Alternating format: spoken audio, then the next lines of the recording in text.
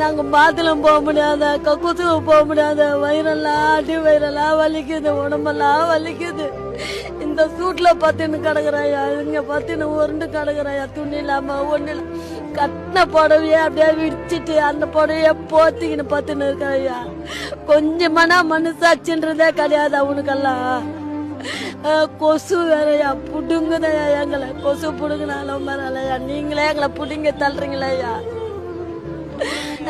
ஒரு பொட்டு தூக்கலையா பொம்பளைங்களுக்கு, தூக்கம் இல்லாம இந்த சூட்ல உக்காந்து இந்த நைட்டோ பொகலுமா இங்க கிடக்குறமே புள்ள குட்டி எல்லாம் விட்டு வந்து சம்பளம் போய் 6 நாள் சம்பளமும் போய் இதெல்லாம் நியாயமாயா நீங்க பண்றது? இதெல்லாம் எங்க வேதனை நாங்க யாருக்கானோ சொல்லுவோம். நாங்க என்ன நகை கேட்டோமா, சொந்த வீடு கேட்டோமா, என்ன கேட்டா நாங்க ஒண்ணுமே நாங்க கேட்கலையா. நாங்க கேட்டது 2 வேளை கறி சோறு, ஒரு நாள் கஞ்சி சோறு குச்சா போதும் நாங்க குப்பை வாரின்னு இருக்கிறோம். அதுலயும் நீங்க இந்த மாதிரி பேசினா எப்படியா?